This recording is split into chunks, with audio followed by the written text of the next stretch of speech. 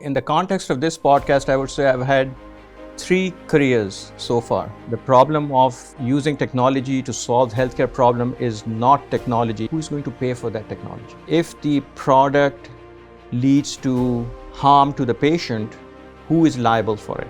How does that new product or technology fit into the existing workflow? The average physician has 15 minutes to see a patient.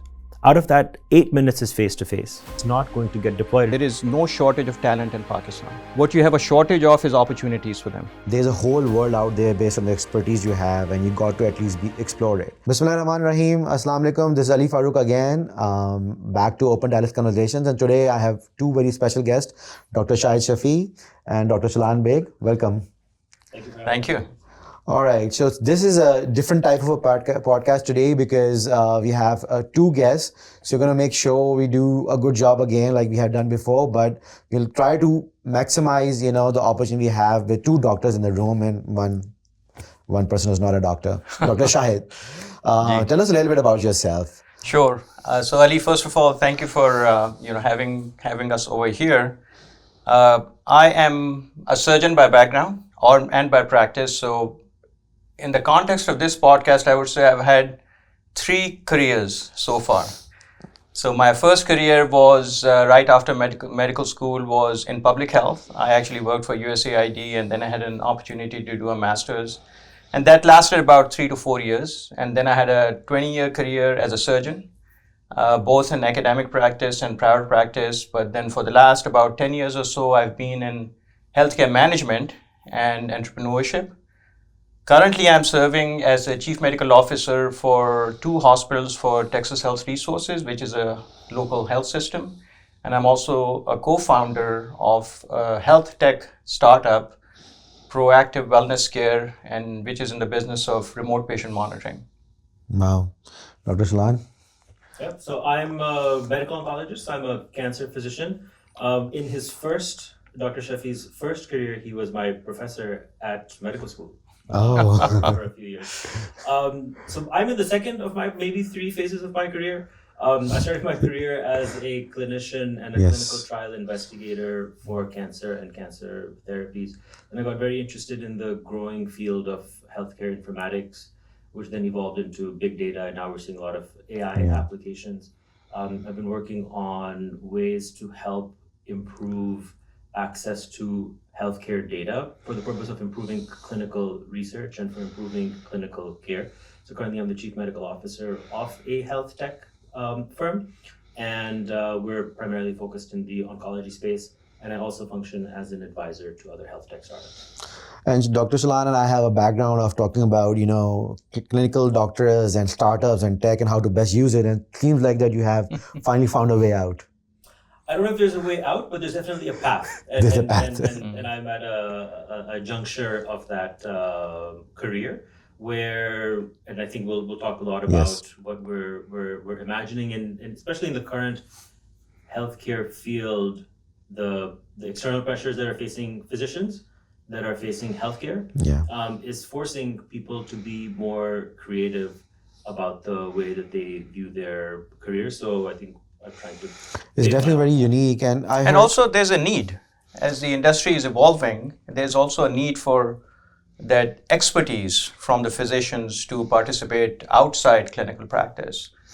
There's a huge need for it, and sometimes it translates into a demand, sometimes it doesn't, but there's clearly a need which is increasing. I think what you're saying is that because there's a subject matter expertise, and as the technology evolves and tries to facilitate what's really happening for health tech, we need clinical expertise, the physicians who have already done the work to be able to come, share the expertise, and be able to create better solutions.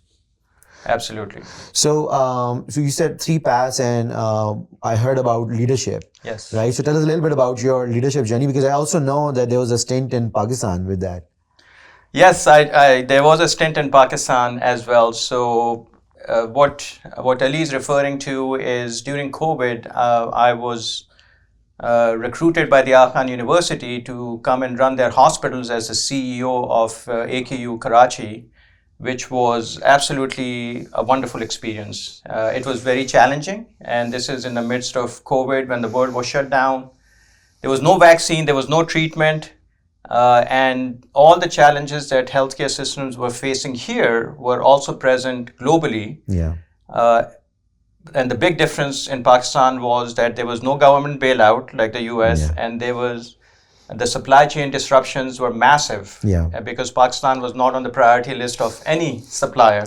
Yeah. But it was a very rewarding experience. I was able to help AKU and the community in Pakistan for about 2 years during that very turbulent time in healthcare. Yeah. So, because a lot of people who are thinking about startups, especially in the Pakistani community, and as everyone knows, we're talking about Pakistani entrepreneur organization over here. So, a couple of good questions from my perspective would be, what did you think about the Pakistani talent? What do you think about the challenges you see in Pakistan and how tech could have solved it, or probably in the future can solve it? Absolutely. So, my recent experience in Pakistan, which was from 2020 through 2022, really just sort of consolidated or verified what I'd always believed, which is there is no shortage of talent in Pakistan. We have excellent talent in Pakistan, excellent people who want to do well for themselves, for the industry, for the country. What you have a shortage of is opportunities for them. And those shortage of opportunities come from lack of capital, lack of infrastructure, and early on it was lack of connectivity to the rest of the world. But that problem is pretty much gone now. So one of the things that COVID has done, one of the positive things coming out of COVID was extreme connectivity over the internet. So that is gone now. So pre-COVID, when physicians of Pakistani origin went from here back to Pakistan for a visit or something, they would give lectures, they would have conferences where they would share their knowledge from the US to Pakistan. Now all that knowledge is available to people in Pakistan through the web, through podcasts like this, through direct streaming, through YouTube channels, and through various kind of technology challenge. So the third problem, which is about connectivity and access to knowledge, that is gone now. So COVID has been a great equalizer in that way. But you still lack capital and you still lack infrastructure to have those economic opportunities to develop that talent in Pakistan. But when you think about different types of solutions, another way to think about the opportunity within Pakistan is just the terms of the scale. The scale of disease that's there. Are the diseases that physicians and the people in Pakistan are facing are different than what we face in Dallas, Texas, because of the risk factors that they're exposed to, because of their genetics, because of the health conditions that they start with. But the ability for a founder to test their models, train their models, Pakistan gives a huge opportunity in terms of volume of access to people with diseases which can really be harnessed in that space. And because the regulatory structure is maybe not as advanced as it is in other countries, it can give more opportunities to test. So it's less of a deterrence. And what you're saying is that if you have a tech solution that you want to test out, you have Pakistan with that volume available with variety of diseases so that you can test out those solutions and really get to know if that solution works. And I think about it as also a way of addressing the needs of the Pakistani population. So you will test them for diseases and conditions that are relevant to them. So that's inherent in that solution as well. It's not a matter of using the volume that a certain population can offer you, but also addressing the problems that are relevant to those populations. And in fact, the entrepreneurship is actually pretty strong in Pakistan. Creativity is pretty strong in Pakistan. That's one of the things that I saw when I was there. I had the opportunity to visit Islamabad at, I think it was called the Ghulam Isa Khan Institute or the university, GIK. And they had a building that is dedicated to, it's like an innovation hub. And I visited there, I think it was 2021, and met some startup companies there. The technology was amazing. I mean, they gave me a demo of AI-driven software that could read chest X-rays, that could read different imaging modalities. So the creativity is there, the entrepreneurship spirit is there. But again, what I found they lacked was the capital to Yeah. bring it to the market, to be competitive in a global market, and the infrastructure to be able to, get stuff from there to here. Access to opportunities as well. Absolutely. Yeah. So what I noticed is that some of the top talent, for example, you talk about Aga Khan Institute, right, is absolutely there. So top talent is coming out. The people who are able to get out of Pakistan are able to leverage it. But if people are not able to get out of Pakistan, they don't have the opportunity to really leverage or be leveraged from the talent they provide. And that's probably an opportunity for anyone thinking entrepreneurship to see how best to capitalize on that talent. And you don't need to, I mean, of course, as an individual, people may want to do the best that they may decide to leave the country for their own reasons. But as far as bringing their products to the market is concerned, and again, US remains the largest market, and that was every entrepreneur that I met in Pakistan, their goal was to bring the product to the US market. And that's their challenge. How do they bring their product to Pakistan? Yeah. So the tech startup that I co-founded, our actually technology was developed in Pakistan, and we will still have a technology team there in Islamabad that does all the technology work, but the product is deployed here in the US. So we need that kind of interface and those kind of models to be able to continue to grow that entrepreneurship pool. Yeah, I think that's a great segue to jump to the next question, which is really about people thinking about solving and using the latest technology with healthcare. So what are the solutions that you feel are out there that people can quickly leverage? And obviously, we would like to hear about your startup as well. In that. Sure.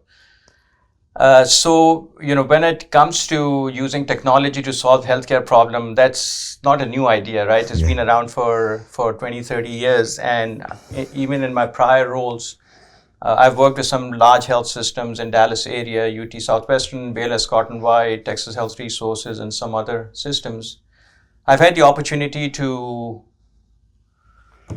test different technology solutions over the years for these health systems, and I've also been involved with some other startups. The issue that I see with every health tech startup, really, I can summarize it into three buckets. And the problem is not technology. The problem of using technology to solve healthcare problem is not technology, because technology is great. You can find it, you can adapt it, you can change it, all of the above. But in order for us to actually operationalize it in real life in healthcare delivery, there are three problems that I find that a lot of health tech startups have not paid enough attention to. One problem is, which is probably the most important problem, is that who is going to pay for that technology? Okay. And we can have a separate discussion on the payment systems in healthcare. It's a very different payment system. It is, while it is supply and demand and all those play in it, but there's a third-party payer system where insurance companies are paying for the services provided. So you think there's a payer, provider, and plus someone else now? Should be for that? Well, there's a payer, there's a provider, there's the employer. There are three parties in it, but the payment actually comes from the payers, which is insurance companies or government. So the first question for any kind of health tech startup, they're trying to build a technology and bring it to the market, they have to figure out who is going to pay for it. The second thing they have to figure out is that if the product leads to harm to the patient, who is liable for it? Is it the technology company? Is it the provider? Or someone else? So who is liable for it? Because ultimately the providers, which is the physicians, have to provide that solution to the patient. And if the solution doesn't work like promised or has certain unintended consequences, who is liable for it? And the third thing, which is very operational, is how does that new product or technology fit into the existing workflow? Now, when you think about the existing workflow in healthcare, it is actually centuries old. A patient has a complaint, you go to see their doctor, the doctor takes a history, examines them, maybe orders some tests, finds a diagnosis, and then prescribes a medication or a test or something or a surgery. That fundamental interaction has not changed, and Shalaan, you can talk about that as well. That fundamental basic workflow has not changed. So if you're going to introduce technology into it, how will it fit seamlessly in that workflow?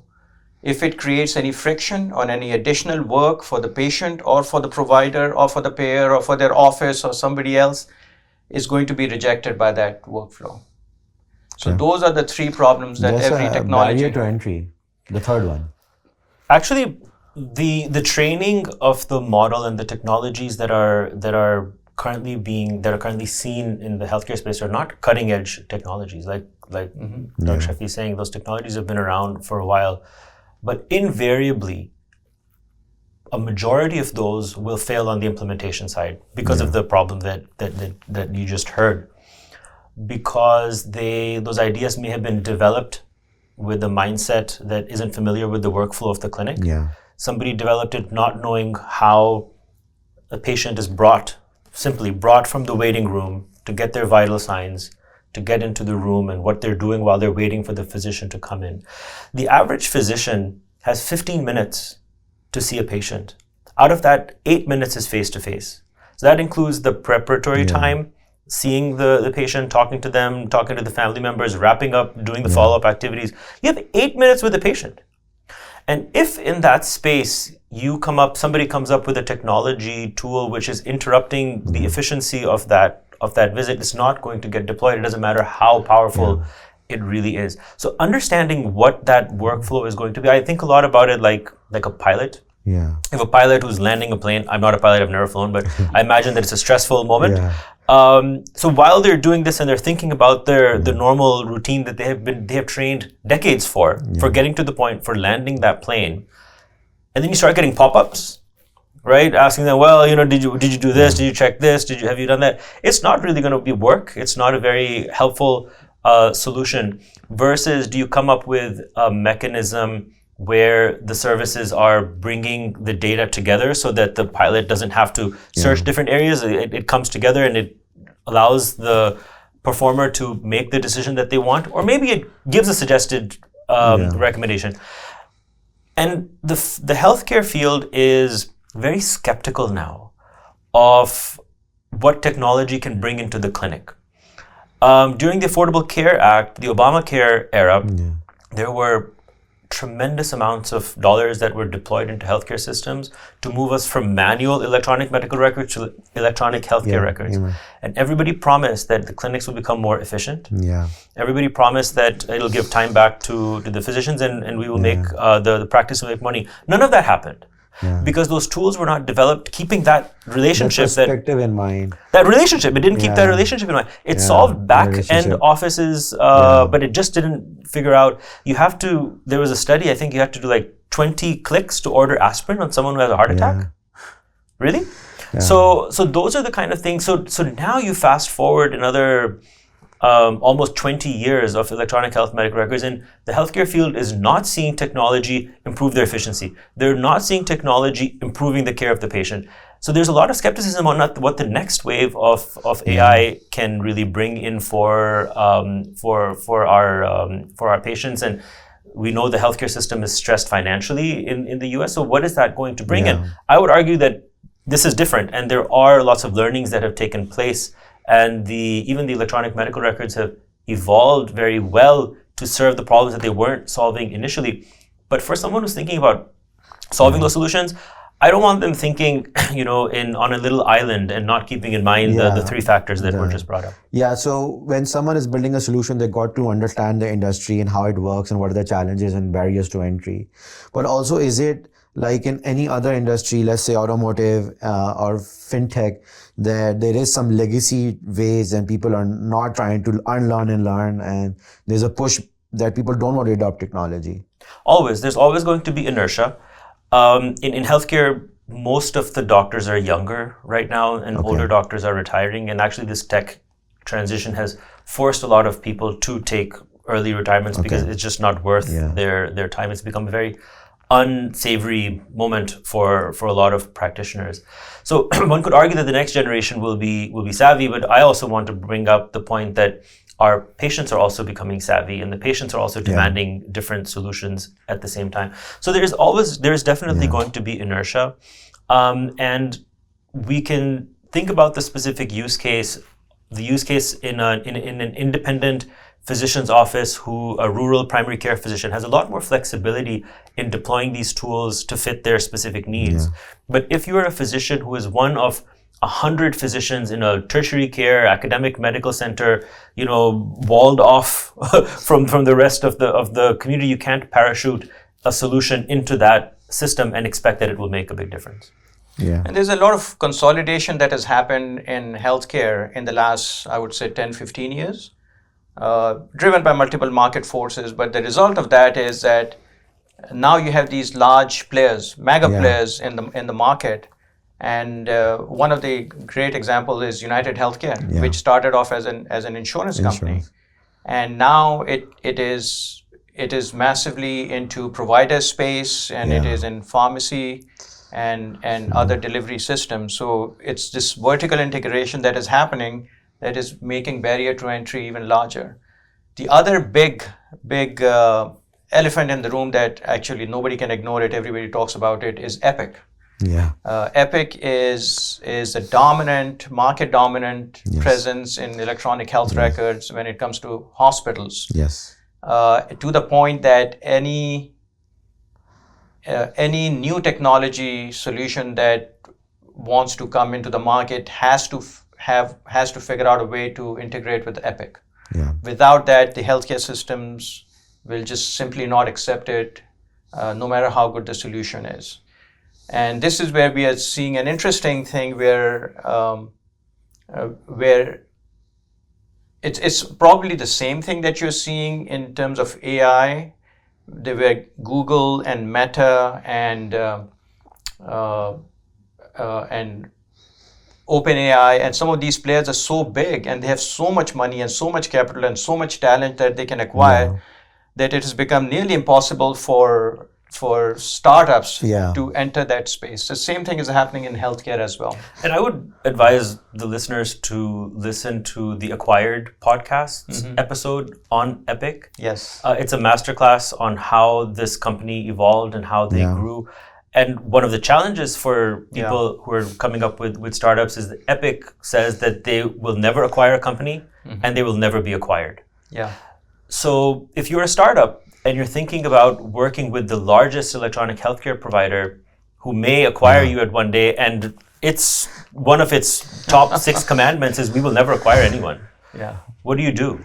Yeah. And also, technology is great, but anybody can build it, right? So if you see a product, it's very easy to build another one, which serves the same purpose.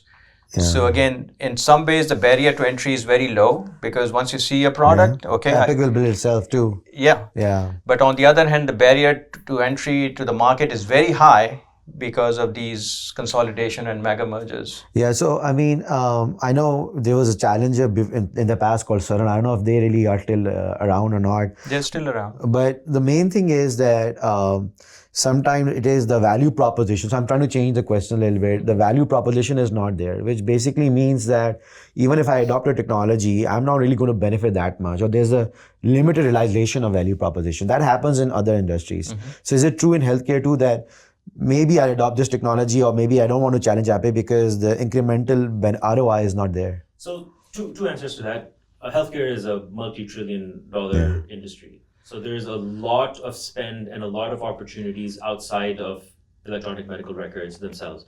Epic, if we talk about that specifically, is really centered on large hospital systems and tertiary care centers. So it's not serving independent practices and other primary care only practices. There's a lot of consolidation. I would expect a large majority of physicians are wrapped up in Epic sites, but there's a lot of medicine that's practiced elsewhere.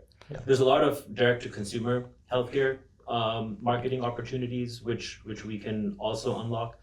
And recently, with the deployment of Claude's healthcare tools and OpenAI's healthcare tools, they're now coming up with ways to unshackle the data which is stuck within electronic medical records, where people can now download their own medical records from these solutions and do some very interesting work with them. So the data opportunities may change, and the role that Epic has in the entire system may change depending on what. Yeah, as a consumer, if I have access to my medical records from all of the places I have been in the world, I probably would have a better profile understanding and how to maybe leverage ChatGPT to give my data and be able to learn a lot more about myself, which I'm not sure if I'm able to do You easily. can do it today. You can do it today. Yeah, with Claude Health, there are ways for you to download your data directly from your MyChart into Claude and then interact with it as you Yeah.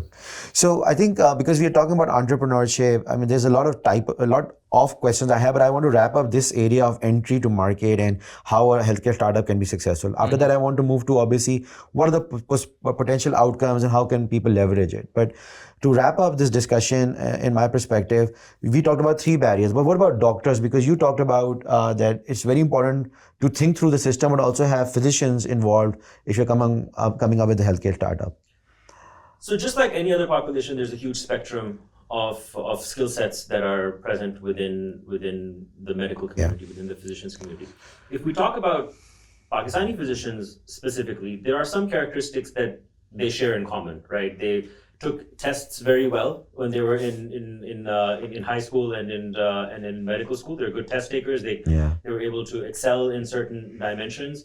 That also self-selects for certain characteristics like risk-taking or creativity and entrepreneurship. So in general, the spectrum of that we see is self-selected based on the forces that led to where they need to be. But we're seeing increasingly with the growth of opportunities within healthcare, with the realization that healthcare has tremendous opportunities beyond just the one-on-one physician-patient interaction, that people are in the healthcare space, physicians are now experimenting and pursuing non-clinical career paths. In some of the leading medical schools in the United States, up to 50% of medical college graduates are not going into residency. They're going straight into tech companies or OpenAI Health. Own solutions. So that trend is also impacting Pakistani physicians, and there are tremendous opportunities for those physicians to provide the challenges and the problems that they're facing in the clinic to founders, to be founders themselves, to be investors in those companies as well. And I know you've given a lot of thought to this problem as well. So what Shalaan, you touched upon a very important thing here, that we need physicians as subject matter experts because they are at the forefront of delivering healthcare to the patients, and they know exactly what the problems are and what are the potential solutions. But at the same time, the physicians are self-selected to be risk averse, adopt change very slowly, which is what you would want in your physician, right? You would want your physician to be safe. You would want your physician not to take risks. You would want your physician to be expert in their field and really remain focused in their area. But those are the very characteristics that prevents them from looking at the larger picture. Now, that's probably true for every profession, I would think. But having said that, there is a group of physicians and we need to develop more and more of them. And Shalaan and I jointly led a group of our medical college alumni that has over 200 people now who are interested in asking the question, I have all this clinical knowledge, I'm an expert in my field, how do I leverage this expertise into other areas besides just providing day-to-day clinical care? Now that can be in healthcare management, that can be in healthcare technology, that can be in health insurance business, it can be on the legal side. There's also the whole field of journalism and writing that people are using this knowledge, and of course in TV shows and the pit characters. From what I heard recently, that each character is given an opportunity, or actor is given an opportunity to pair up with a real life physician of their area so they can learn from them. So there are plenty of opportunities, but what you need to do is the physicians have to open their minds to those possibilities. So it seems like there's a lot of potential for physicians to be SME on the tech side and maybe think about careers outside of being pure clinical. Yes. At what point should they start looking at it? whenever they decide to look at it. So one of the things that I learned in my career, where I started making the transition, was once I developed that self-awareness that about my own thought process, about my own interests, about where I was in my career and what did I want to do next. So once you start asking those questions and you're self-aware enough to say, okay, I want to do something different, but I don't have the skill set to do it, then you ask yourself, how do you acquire that skill set? What risks are you willing to take to step away from your clinical practice to be able to learn those skill sets? So I think the first conversation you need to have is with yourself, is to say, okay, what is it that you want to do? There are some people, there are some organizations that are actually really good at developing this. So I was very fortunate at that time that I was working with Baylor Scott and White Health, which was a very large organization. I was a medical director over quality and safety for their surgical services. And they had what they called a physician leadership development program, which was done in conjunction with a local business school at Southern Methodist University. And it was a 2-year program, and every couple of months we would spend a whole day in the business school with the professors, and we would talk about strategy and leadership and operations and supply chain and legal and ethics and manpower management, things that I was never exposed to as a physician. And that sparked an interest in me to say, okay, this is really something interesting, and this is how I can have a larger impact beyond just taking care of one patient at a time. And that set me on a journey, which then led me to transition completely from being 100% clinical care to 100% management and entrepreneurship. But that journey for me took over 10 years to make that transition. I think you touched on one of the main points, is how can we feel as physicians that we can have the greatest impact? Depending on what our innate skills are, depending on what our innate interests are, what we're good at, what we're interested in learning and developing, we stop thinking about making a change in someone's healthcare on a one-to-one basis. I told you, like 15 minutes at a time, for you can do that. When you become medical director of a quality program at a center like Baylor Scott and White, you're now impacting thousands of patients a week. When you become a payer, or you're overseeing an insurance agency, you're now touching the lives of millions of people. When you are developing medications that can impact diseases and cancer, you're touching millions of patients, billions of patients, potential individuals at the same time. So as we grow through our careers, just like in any other field, some folks start getting bored by the day-to-day activity that they're doing, and they want a new set of challenges and a new set of problems for them to help address. And one of my goals for this podcast is for the physician community to stop thinking about non-clinical careers as a taboo. It is a tremendous opportunity, and it is a underutilized opportunity, specifically in our community, because we are not trained medically, culturally, to think about the role of a physician outside of that one-to-one interaction. I think, Dr. Baeig, you are saying and you're encouraging people that there's a whole world out there based on the expertise you have, and you got to at least explore it. I think one of the comments you made was about awareness, which is true for anything, that how aware you are about, saving for retirement, for example, right? So same way, how aware are you that there's a world out there? How do you develop that awareness? I know you showed about how you developed it. You were a little bit fortunate at the right place at the right time. Are there books you got to read? Are podcasts you got to follow? How do you create that awareness? Because I mean, if you think about all the doctors we meet in Dallas, we'll see it's a little bit more typical of 9 to 5 or 9 to 9 hospitalists or clinician, and they're just going and checking patients, and they're loving their life. There's nothing wrong with that, and they're actually doing a great service. But the topic we have today is how to encourage people to think a little bit outside the box, right? For that, how do you really develop that awareness? How do you plant that initial seed? I think the initial seed has to come from within, right? At some point,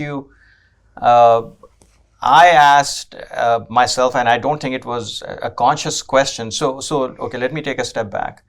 So my first major management role was when I was selected to become the medical director of trauma surgery services at Parkland Hospital and UT Southwestern, which is a major trauma center in this area and nationally recognized. So I started in that leadership role. This was my first leadership role, and I was expected to lead the program. And as part of that leadership role that I had to learn how to interact with other people, and some of it was very basic, like how to set a meeting agenda, how to run a meeting, how to keep records of those minutes, how do you develop new guidelines, how do you develop those quality metrics and monitor them, how do you hold people accountable, how do you make sure that patient complaints are addressed. So it was more of an experiential learning. So that position forced me into out of my comfort zone, into saying, okay, I need to learn these things. And I'll give you one simple example of that, and which one of my mentors taught me very early on, which I still stick to. So as trauma surgeons, we take overnight calls as well. So you were in the hospital overnight taking care of patients with major injuries. And then next morning, as the medical director, I may have an important meeting with the CEO of the hospital or with my department chair or something to discuss an important strategic issue or a business issue. My mentor told me that never have scheduled an important meeting the day after you were on call, the night after you're on call. Because if you're sleep deprived, your brain will not be functioning as well. And it is true. A sleep deprived person, their mental capacity is the same as a drunk driver. So it's that kind of experiential learning. So that was the start for me. But then that led me to start asking the question that, am I really good at doing these things? And obviously the answer was no. I was, terrible at that. But then, so how do you improve yourself? And one of the biggest thing, whether it's technology or any leadership role, is you have to learn change management. The way you add value, any leader adds value is by improving the current process or product. And that requires a change from existing product or existing process. So learning how to manage a change is a key lesson that I've learned over time. I'll give two additions specifically to our physician audiences. Yeah. I think I agree that it has to come from within. But seeing what other people are doing with similar backgrounds and telling those stories is really important. So I want to plug in the panel that we have at the open meeting in April, where we have 4 physicians who are pursuing non-clinical careers in very different ways. One from the payer side, one from the investor VC side, one as a founder, and one in the health tech space. Healthcare people flying in from different parts of US, April 18th around 3:30 or 4 p.m. So, but the second point that is really important is when you're thinking about going into a space that you're not trained in, and you're not aware of, there are a couple of cultural things you have to be familiar with. When we're in the hospital and there's any committee that's formed, the physician sort of automatically becomes the leader of that group. That's not the case outside of the hospital. You have to be used to people addressing you with your first name. You have to get used to people. You are engaging in conversations where you are not the expert, and you need to have that humility and that desire to learn and then grow in a very different space.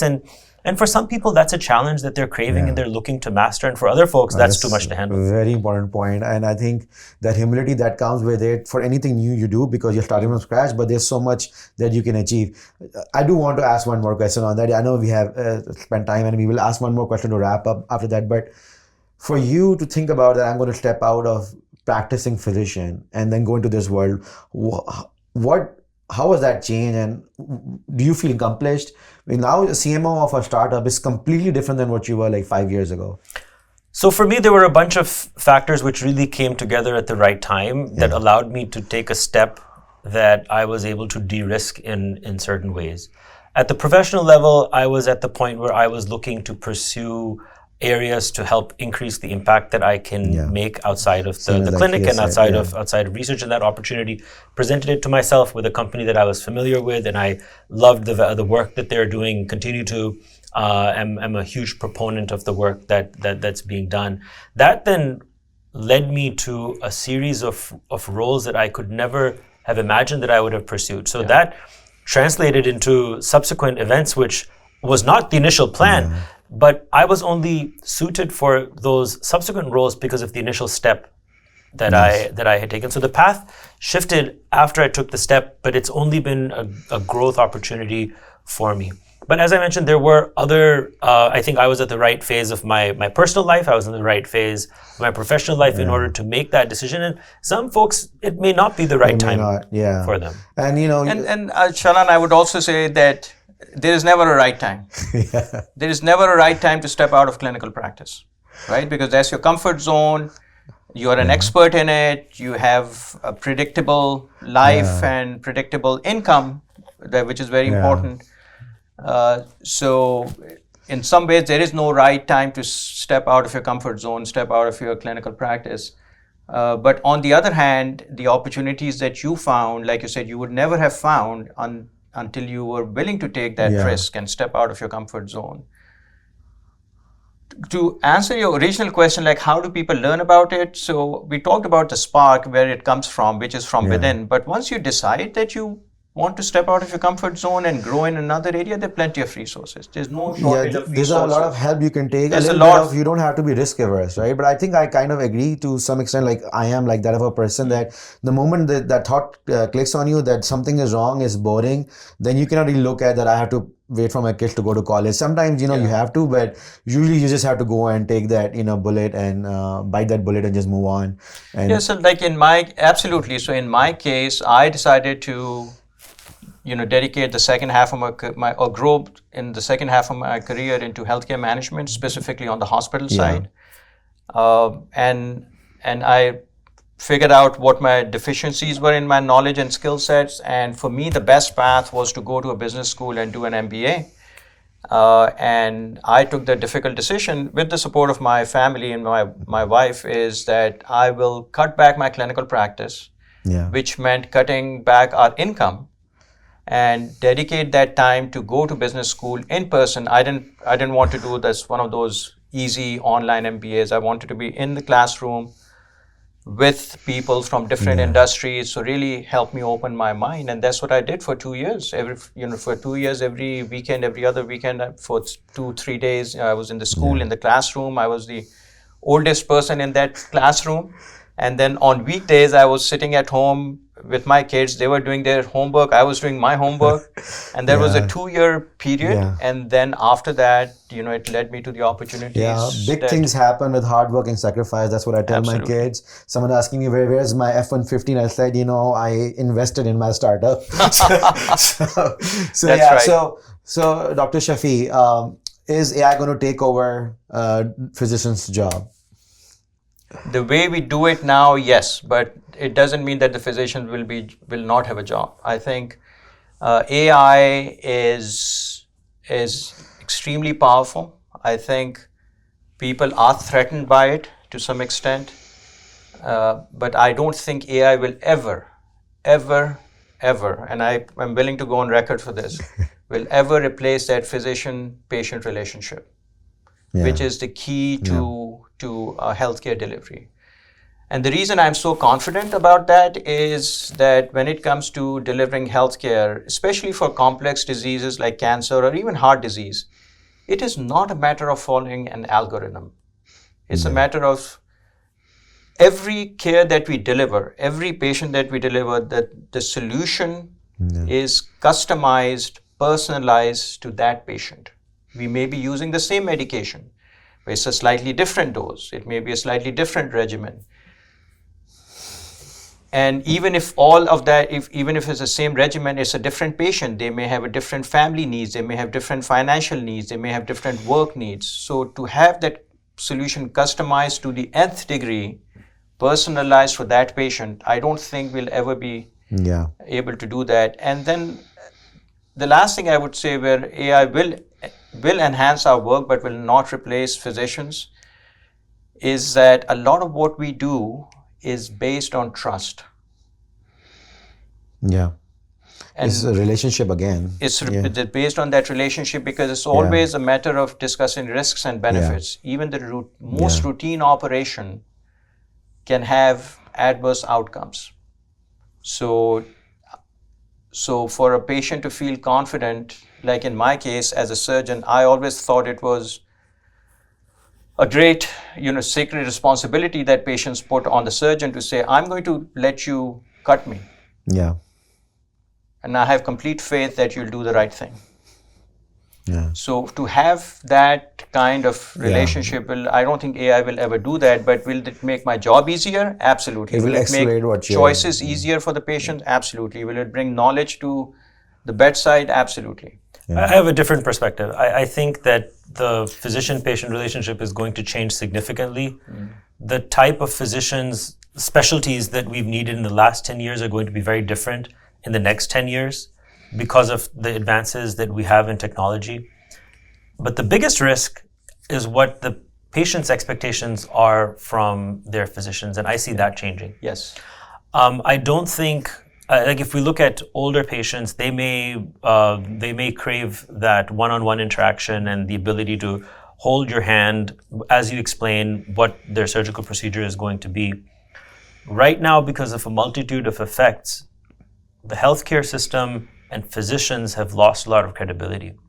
There is, in certain domains for a large segment of society across the world, this is not a US specific thing or a Pakistan specific thing.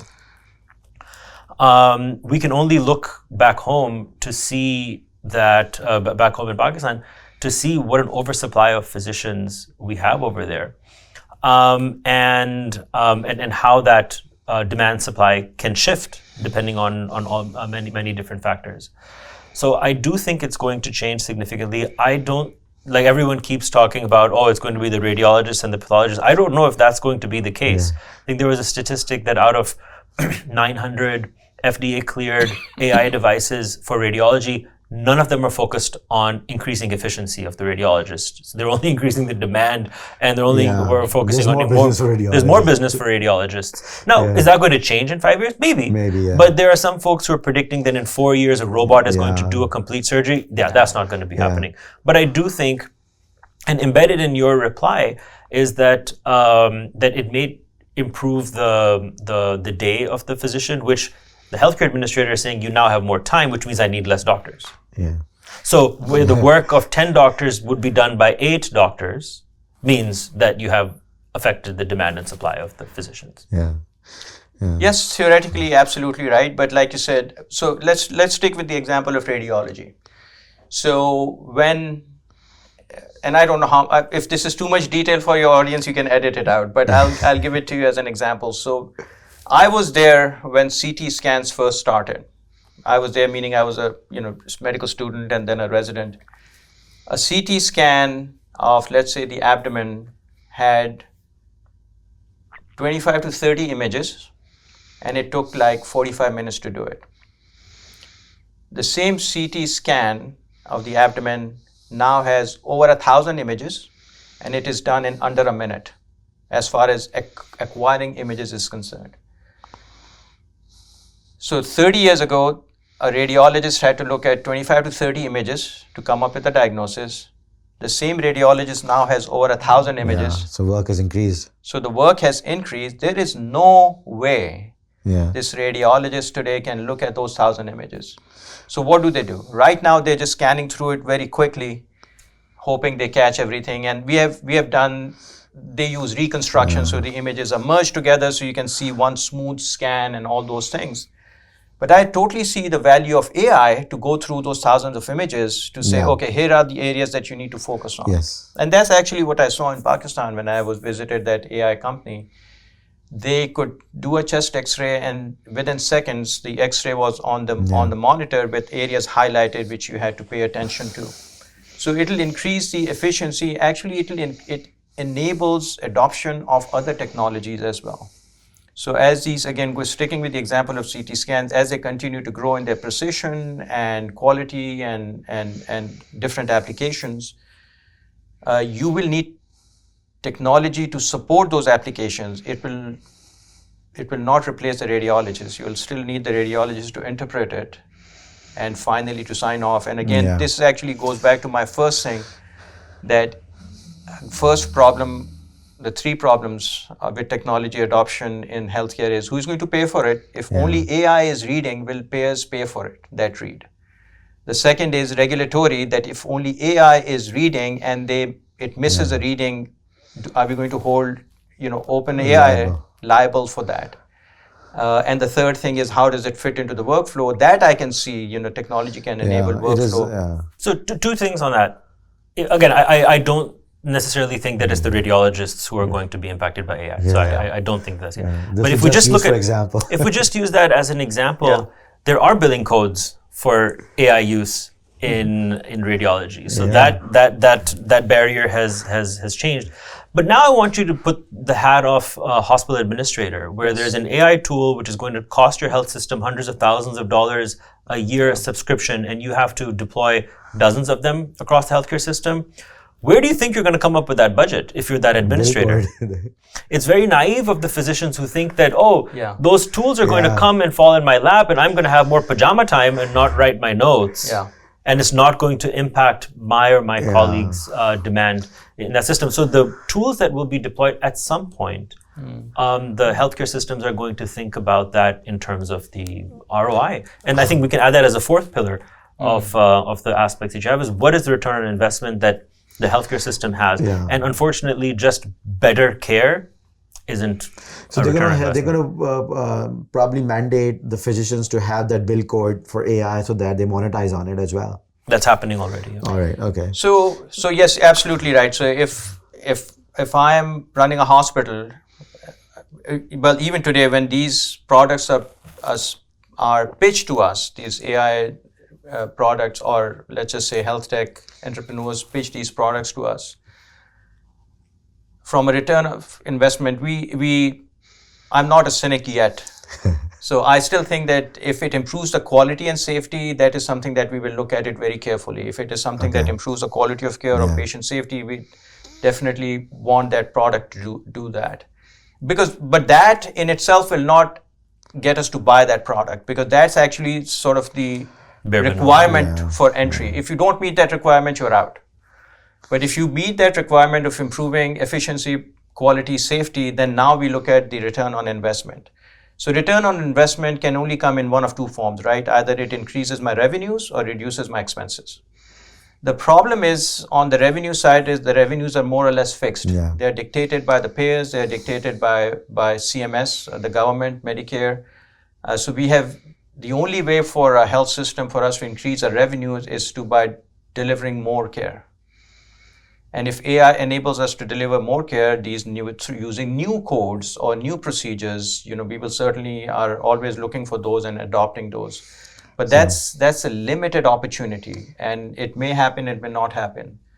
So what ends up happening is that I would say 95 to 98% of the products that are pitched to us focus on the expense side, that it will reduce your expenses.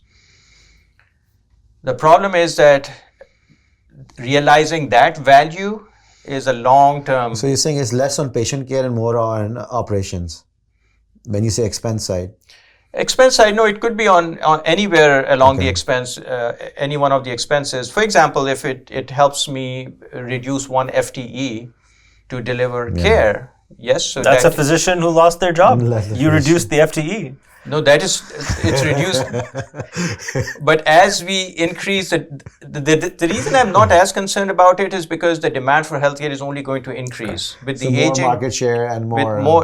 Right now we have shortage of doctors, we have shortage of specialists, we have shortage of hospital beds, and as the population ages, what the so-called silver tsunami, and now I'm talking specifically of the US, the silver tsunami, that baby boomer generation that is now retiring, and that tsunami is going to continue for the next 30 years. And after that, actually, there's another whole new change in demographic pyramid because the birth rates are declining. That's a different topic. But for the next 30 years, there's going to be an increased demand for services. So I have no concerns about doctors being able to find jobs. They will have jobs. They will have plenty of jobs. They will have more jobs. We just have to see how with AI the world changes with them. So I think let's wrap up this conversation with just one question, same question for both of you. What are the use cases you've seen that are working with AI? That is really already benefiting in this space. So Healthcare, I would say, is always slow to adopt technology, and Yeah. we are way behind. We are slow to adopt. So right now, if we just look at AI products, what the ones that we are using is really entry-level products, which is ambient listening for documentation that's being adopted very Yeah. rapidly.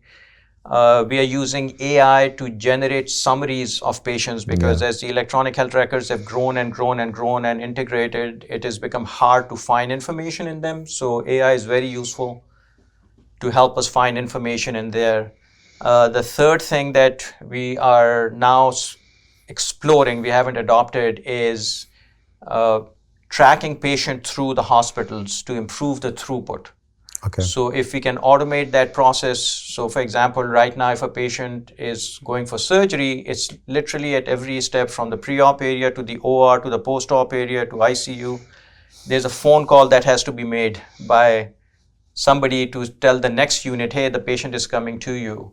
If we can automate all that process, then there's significant efficiencies to be gained from it.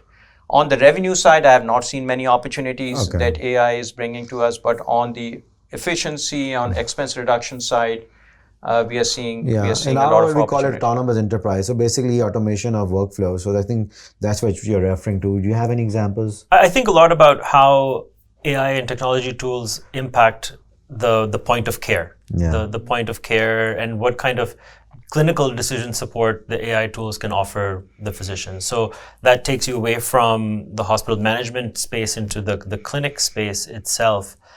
And we are generating healthcare data at a huge rate. Every very good point. pixel on every slice of that CT scan that you heard about is another data point.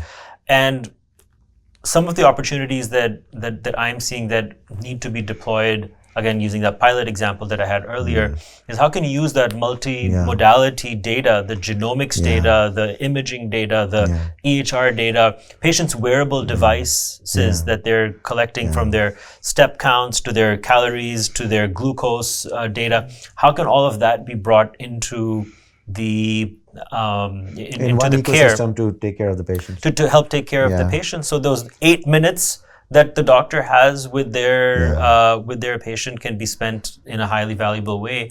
And there are opportunities for us to think about as consumers are becoming more health aware, for developing solutions that can expedite that as well. So I think a lot about health tech opportunities outside of the healthcare systems, and to help improve the quality of the care that we're giving. But the three pillars that Dr. Shafi talked about earlier in terms of who's going to pay for it, is going to be the driving force. All right. I would just say one more thing, that there are a lot of opportunities for health tech in healthcare as well. But you have to, any entrepreneur, especially who's not from healthcare delivery side, they have to understand that saying that I want to enter health tech is like saying I want to be in automotive industry. Like which part of automotive industry? And when it comes to that, there are people who have made a fortune just making bumpers of the cars, right? So there are opportunities, but you have to know that. So healthcare in the US, again, largest market in the world, 20% of our GDP, which is about $5 trillion a year. About 40% of that expenditure is in hospitals, which is the biggest chunk. About another 25 to 30% is in the physician space, which is both in the hospital and the clinics.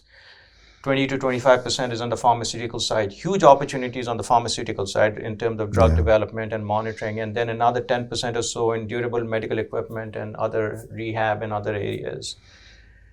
So my advice to any entrepreneur is to really take your time to dig deeper into exactly what is it that you're passionate about, what is your knowledge. An example that I use is a friend of mine who was an aerospace engineer. His first job after college for 3 years was to work on one valve that went into rockets. And that's how you have to think about it. In health, if somebody wants to get into healthcare, where to make a difference in the ecosystem. Where is that valve? What is that O-ring that you're going to fix? it's Perfect. that I going think to we got to solve. wrap up. Dr. Shafi, thank you so much. And Dr. Baig, thank you so much. I hope everyone was able to benefit. People looking to build healthcare, health tech startups. There's a lot of advice here in this podcast, and doctors are looking to think outside the box. There was a lot of advice here too. So hoping everyone will join us at the Open Summit coming up in next week as well. So thank you, everyone. Have a good day. Thanks. Thank you. Thanks. Thank you for inviting us.